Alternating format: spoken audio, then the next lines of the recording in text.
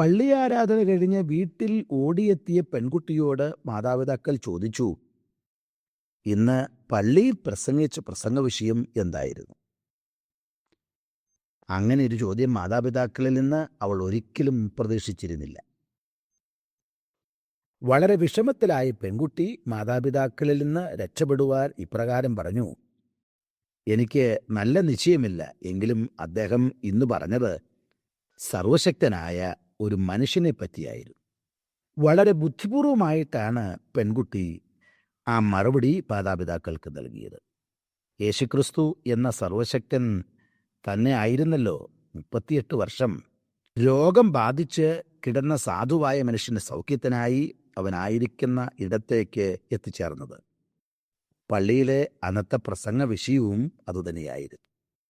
ബെഥെസ്ദാ കുളത്തിൽ രോഗശാന്തി കാത്തുകിടന്ന ഈ മനുഷ്യൻ വെള്ളത്തിൻ്റെ ഇളക്ക സമയത്ത് തന്നെ ആരും അവിടേക്ക് എത്തിക്കാൻ ഇല്ലായിരുന്നു എന്ന് സഹായമായ തൻ്റെ അനുഭവം കർത്താവുമായി പങ്കുവയ്ക്കുന്നു.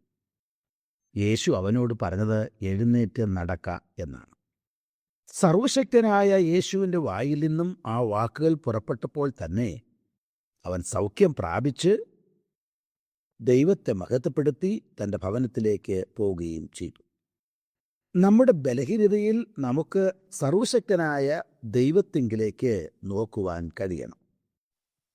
അത് ഏറ്റവും അനുഗ്രഹപ്രദമായ ഒരവസ്ഥാവിശേഷം ആയിരിക്കും.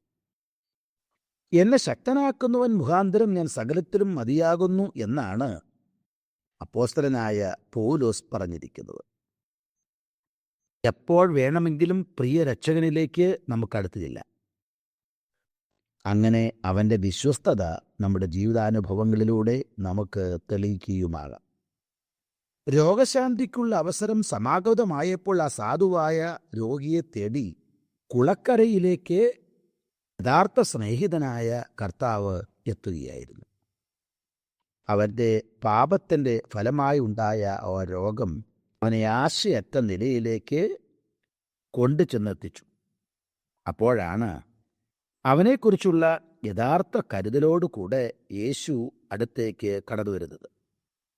പാപത്തിൻ്റെ പരിണതഫലങ്ങൾ പലപ്പോഴും നമ്മെ നിരാശയിലേക്ക് നയിക്കും എന്നുള്ളത് ഒരു യാഥാർത്ഥ്യമാണ്. ആശയറ്റ് ജീവിതം പോലും മതിയെന്ന് നിരൂപിക്കുന്ന മാനസികാവസ്ഥയിൽ നാം എത്തിച്ചേരുമ്പോൾ സഹായിപ്പാൻ സന്നദ്ധനായി സർവശക്തനായ ദൈവം നമ്മുടെ അടുത്ത് കടന്നു വരും. എൻ്റെ ഏറ്റവും വലിയ ആവശ്യം ക്രിസ്തുവാകുന്നു. വലിയവനായ ക്രിസ്തു എൻ്റെ സകല ആവശ്യങ്ങൾക്കും മതിയായവനായി എന്നോട് കൂടെയുണ്ട് എന്നുള്ള ആർത്തവാക്യം എപ്പോഴും നമ്മുടെ മനസ്സിനെ ചിന്തിപ്പിച്ചുകൊണ്ട് ഇരിക്കുമാറാകട്ടെ.